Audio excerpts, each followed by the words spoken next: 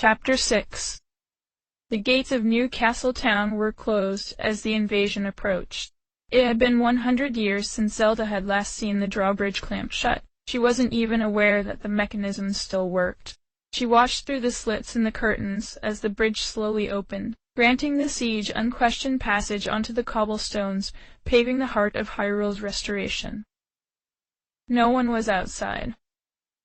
It was afternoon, when children should be coming home from school. The hub would start entertaining small impromptu parties of old acquaintances and new friends. She remembered the flower carts and grilled meat stands out greeting those making their way through another day, the enticing smell of their wares mingling with the burning stove fires and stabled horses. Everything had felt new and fresh and hummed with boundless energy. Years of stifling struggle, now fueling a kingdom center astounded by its own existence. But these streets were cleared neatly. The clothiers had tucked their mannequins inside, and the shopkeepers dutifully turned their window signs to close. This was no sudden calamity. The town had closed itself up, tucked in, as if they were waiting for them. Her companion in the carriage said nothing, choosing to glower in silence while making sure the glint of her Gerudo scimitar was never out of Zelda's view. The woman was robed in black silk, her blazing red hair whisked out of her face by a vivid desert-patterned scarf. Everything suggested she was a part of that familiar tribe except her pallor, which was the same chalky gray of Ganondorf. It was a jarring contrast to every other Gerudo she'd ever known, radiating the warmth and beauty of the sun itself. The invading swarm slowed as it wound through the center of town, around the proud, resurrected fountain, and up, toward the castle. Zelda leaned forward in the seat, craning her neck to catch a glimpse of the entrance, as if it could solve the riddle of how her world had, once again, descended into chaos. "Sit down," the woman commanded, yanking on the rough ropes binding the princess's hands together, sending the sharp fibers digging into her skin. She gasped less at the pain than the shattering of silence. The last words she'd heard were those of Ganondorf, before she'd lost consciousness. There will be no agony for his mind to compare with seeing what you'll become. She didn't bother pressing with questions. This soldier, even if she had answers, would surely sooner gag her than fill in the blanks. Instead, Zelda straightened her body up, pulling herself into the dignified posture of a monarch returning to her home. Even if she was still in last night's tattered nightgown, tied at the wrists, her face feeling puffy and coated in what she could only imagine was an alluring mix of plaster dust and tears. She could bear this, whatever this was, however long an occupation this usurper was able to hold. This victory would be as temporary as it was hollow. It wasn't until they had cleared the gatehouse that she could hear the storm of confusion and dread descending. Baffled shouts, and a swelling murmur, a crescendo of horror as whatever sparse royal guardsmen and soldiers still in the ranks caught their first glimpse of this manifested nightmare. A wildly anxious energy crackled in the air as thousands of hearts seized in the same moment. And then, her own voice booming above it all. "Captain Hollis, let them through. We have so much to celebrate today." Zelda's pure bewilderment made the edges of the Gerudo guard's lips tick up, the perk of witnessing the princess' reaction sending her spirits skyward. The carriage rolled to a stop, what had to be just short of the entrance hall. The Gerudo slid out, cracking the door just a few moments later to slide a bundle of fabric onto the floor.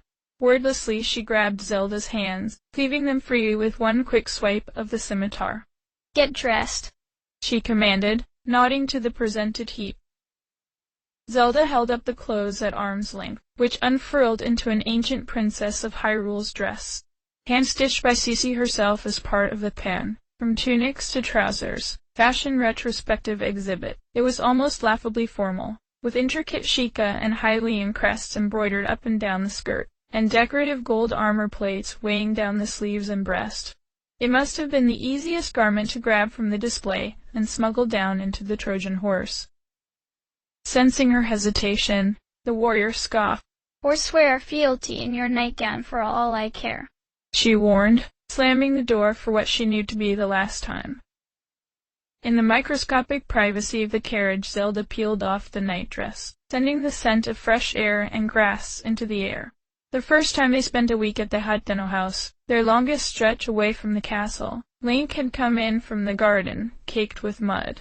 I didn't think the ground would still be so wet from the rain yesterday, especially with all the Sandelians soaking it up, he explained, stripping off the soiled tunic and hood. Do you have anything that needs to be washed? We should probably set a laundry day, if we're not going back to the castle tonight.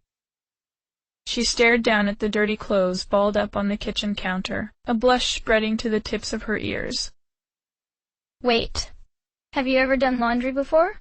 Her embarrassed silence made him smile in spite of himself. It was so rare that he ever truly flustered her.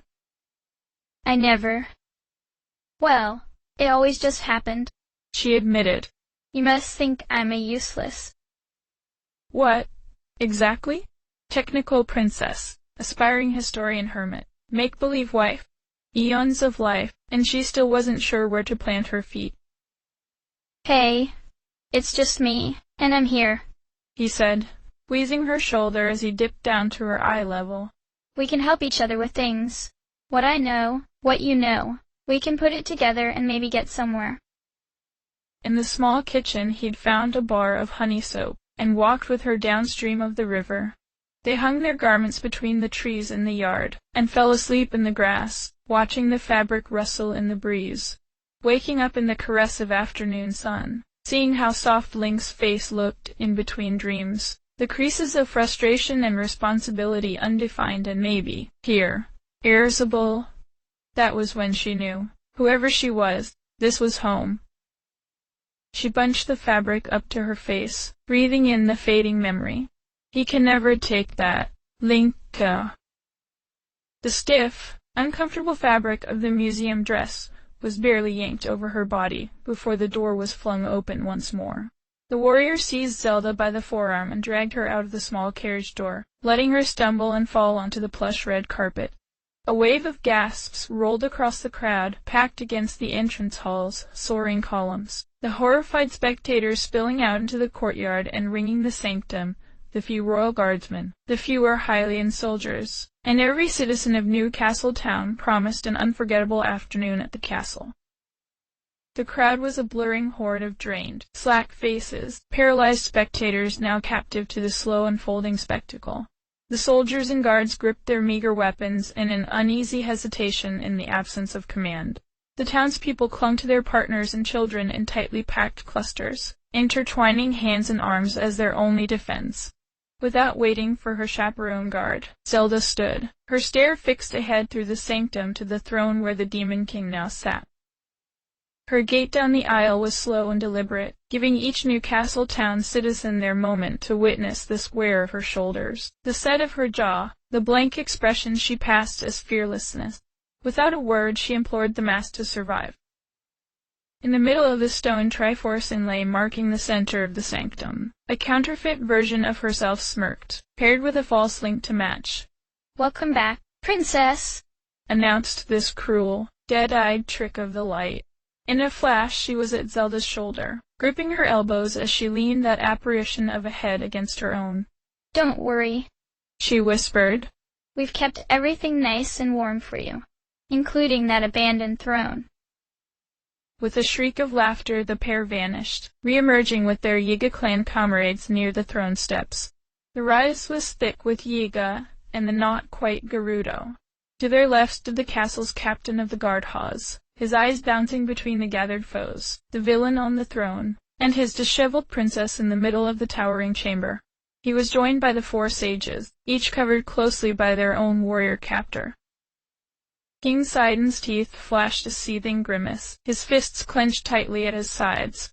He could scarcely look at Zelda as he funneled all of his rage and uncertainty for the absence of his best friend into Ganondorf, and she could almost see the myriad of calculations running through his head.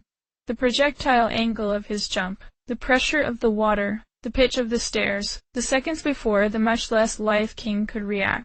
Toland shrunk back, his parents Tiba and Saki hovering behind him. He'd proven himself as nimble and brave beyond his youth, but surrounded by this sprawling court of enemies he seemed small and lost. As usual, Yunobo's mouth hung open in wide-eyed mystification, 3 steps behind the game unfolding before his eyes. All of them were transfixed on the throne and the apparition from their past. All except Riju. The Gerudo chief ignored the scourge of her land.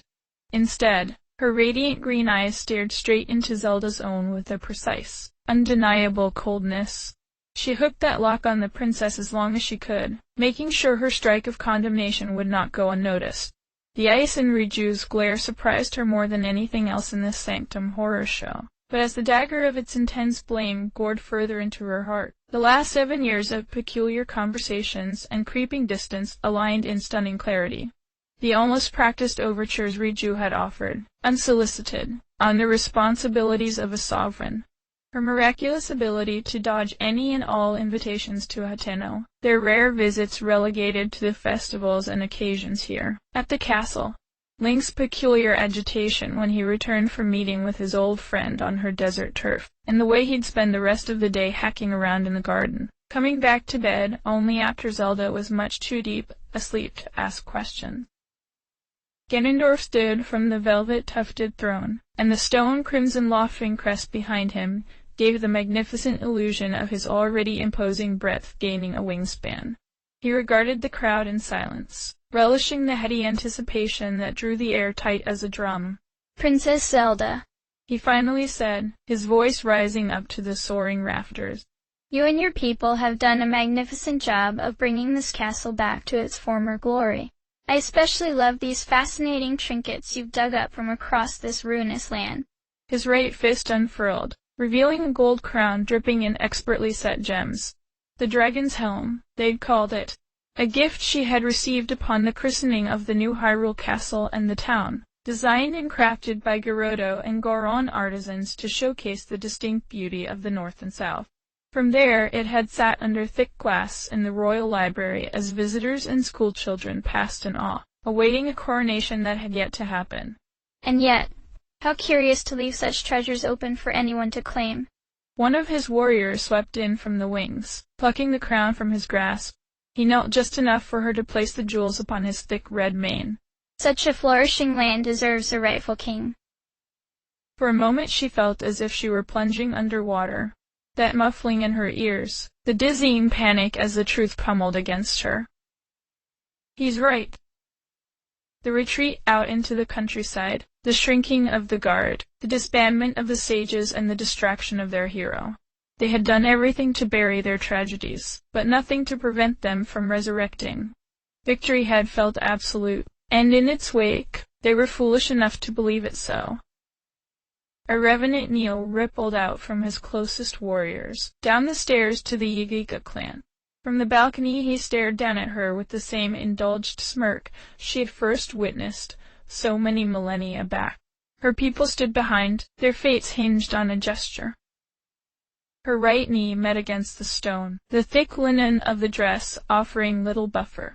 She spread her fingers wide as she pressed her palms into the stone treforce, her hair falling forward from her shoulders to mercifully block out the periphery as the entirety of her kingdom shifted to the floor. It was quiet enough to hear Ganondorf's remarkably soft footsteps pat down the throne's stairs, the soft clink of his sword in its sheath. The sheer heft of his figure before her blocked out the light as he reached down with a single index finger, tilting her head up by the chin up to face him. "I'm proud of you, dear princess," he said, just loud enough for her to hear. "You've never been unwise. Princess Zelda of Hyrule," he boomed once more. "Your kingdom has denied me my true place within it for ages beyond memory. The monarchy and its subjects deserve no mercy for your continued defiance. But I did not rise again to squander all the potential you and this land hold. I've become less wasteful in time, and chaos is such a weary consultation for splendor." He lifted her to her feet by the elbows, as if rearranging a rag doll. He clasped both her hands in one single grip, his slight squeeze a reminder of the utter fallibility of her bones. "Will you accept your place as my Queen of Hyrule, continuing to inspire your people with your submission to my reign?" She could practically feel the leaning of the crowd, their strain to hear her reply. The sages looked on and around, as if still expecting Link to repel from the arches. Even she, in the pulsating self she now pressed down beneath her heels, held a breath just long enough for the emergence of a miracle. The moment hung in the air, vacant. Yes, my king. How many versions of herself had he known before this one, now caged by his wide, sharpening smile? How many princesses and goddesses and priestesses and sages had he managed to corner as time kept folding in on itself? The three of them, power, wisdom, courage, cursed to triumph and fall over and over for what, all eternity? How many times had she surrendered? How many times had she sooner died? When would the gods ever have enough? One simple tug of her wrists and her lips were against his, the softness shocking her with its almost familiarity. In the blur of his closeness he felt absolutely human. Warm, anxious breath and the faint scratch of his beard against her jaw, the faintest groan of satisfaction vibrating from his throat as his hand traced to the small of her back, cementing her against him like a sculpture commissioned in her museum. An image to sear into the memory of Hyrule itself. She froze herself like marble, a slab he could whittle into a vision of whatever it was he seemed so set on possessing. Long live the king! Goddess save the queen! The chorus thrummed from the lofted throne, down the stairs, up and down the columns of the entrance hall, vibrating her skull. Over and again, one singular voice of hundreds, incanting her doom. This, King Sidon decided, was his chance. In a fluid flourish, the Zor sage tore the Gerudo spear from his guard's hands, leaping what felt in the moment the entire height of the arched sanctum ceiling. The Demon King's monstrous form pulsated with vibrant red energy, and with a facile pivot, caught Sidon by the throat, like a hawk snatching dinner from the air. The apparition seared the vision of malice incarnate into the minds of all gathered, an image to flash with any delusions of resistance. Her heart is not yours to take, Sidon managed to declare before his eyes bulged, the sight making Zelda scream in spite of herself. The stolen spear clattered to the floor from Sidon's desperate spasming hands, which Ganondorf tilted down to retrieve. Arrogant fool! He cursed with a smirk as he drove the blade straight into his heart. She could feel her composure quaking as the fresh blood seeped over the stone, running rivers and tributaries along the Triforce's carved grooves. Her legs twitched to run, her hands to claw and tear as the light quickly faded from King Sidon's pupils. An instinct only quelled by the certainty with which she knew any defiance would send her straight to the floor, her blood and flesh another mess for the king's minions to clean. Now that we're clear on our options, he said, turning back to the three standing sages. Your fates are in your hands. Surrender your stones and return to your lands in service to your king, or make a show of your misplaced, outdated loyalties. In which case, I'll scrape the spoils from your corpse. Pullen! His mother's voice cracked from the crowd, desperate to claw him from any youthful ambitions of pride. Reluctantly, Tolan removed the secret stone from around his ankle, sliding it across the floor toward the king. Yunobo silently followed. Riju reached up to remove the earring containing her stone, then held it at arm's length toward the Demon King. With a nod to her guard, she strode forward in surrender, dropping it into his waiting paw. She lingered between them, narrowing her brow as she regarded the woman whose honor had just lost her dear friend his life. You seem to have made quite the comfortable arrangement for yourself, haven't you, Queen Zelda? Her tongue stumbled on the title, practically spitting it out. Did Riju know that Sidon had put up more of a fight than she herself had? How far could she see into her weak, tired soul before she couldn't stomach it any longer? Grimacing down at the chief, Ganondorf curled the stone up into his hand, churning it to dust in his palm. One more thing, he said, taking a few deliberate steps toward the crowd. The last two stones crushed under his heels, virtually unnoticed in his gait.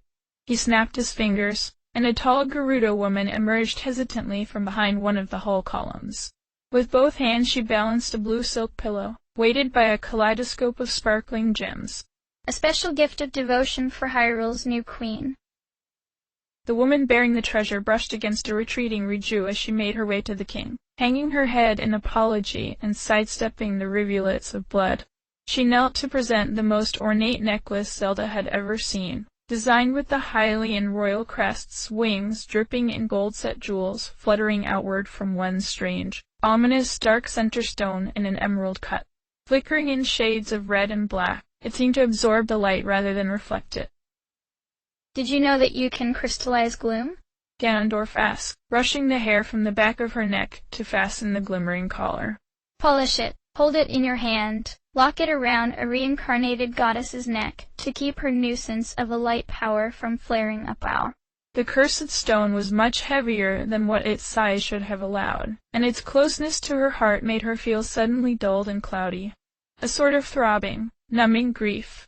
Just in case, he said, combing her hair back into place with his fingers. Let's walk, darling, he instructed, his hand between her shoulders ushering her forward, around King Sidon's lifeless body and toward the stairs. Next to the throne, a collective of 4 black-robed Gerudo guards linked behind them, forming a small procession, trailed by the Link and Zelda Yigas. The collective continued through to the back passage, ascending the stairs serpentining up the massive central bell tower. The vertical climb gave her the sway of vertigo, and she forced her eyes forward, tunneling in on each red velvet step as it came, whittling down her world to stare and the hem of her unusually long dress, and the care of each foot forward to keep from tangling up and tumbling to her death as they ascended up toward the clouds. It wasn't until they reached the top landing of the observation room, with its wide circling balcony, that Ganondorf spoke. The entire kingdom can see us from here, he noted, pointing to the courtyard crowd appearing like tossed confetti along the cobblestones from this, the castle's grandest vista. The land is vast, but news flies, doesn't it? He raised his arm, waving to the end of the horizon. From above the castle bell began to ring, resonating brass that made her teeth chatter. She could count on one hand the number of times she'd heard its eternal, rippling chime. The morning her mother died. The christening celebration of Hyrule Castle and its town, after its long journey from Tarrey Town and back for its master craftsman rebuild. And now. Today. My coronation. The mockery was inescapable. The perfect amber glint of the sunset, bathing the red rocks of Death Mountain and sparkling packed snowdrifts of the Hebra Highlands in their most profound possible glory. A slightly muted but rising cheer from the town below rising like steam, to buoy the new king's triumphant spirits even higher. Even her strange dress, handmade and drenched with hours of intricate work and research, was intended at heart for such an occasion. She was still staring down from the edge of the balcony, when she heard Ganondorf conferring with the guard. The town gates are to remain closed until further notice, he said as they retreated back toward the windows. There must be a heavily armed presence at any point of ingress. No wagons or carts enter or leave without a thorough search. Anyone attempting to enter must be searched and questioned. Anyone determined to be so much as vaguely suspicious is to be brought into the gatehouses for more invasive questioning. The Yiga hung on the fringe, taking furious notes in their books as the elite Gerudo nodded in turn. Escort each remaining sage back to their village, but leave a robust post at their gates. We'll be surveilling each of them constantly until I'm satisfied with their obedience, and at that point, we'll surveil them even more intently to ensure that my trust is not misplaced. Is that clear? Yes, Your Majesty, they replied in unison. We'll need a team at every fortification and tower within our borders, and random patrols on the more remote roads and passes. Nothing moves in Hyrule that we don't see. I'll also need someone to head into the Tabantha frontier tomorrow and extract that newspaper reporter for a visit. We'll need to make sure she understands her place within the realm now. And speaking of roles, this castle hasn't been properly staffed in 20 years? See if you can properly compel some of the townspeople to take up new positions in service of their beloved rulers. Won't you?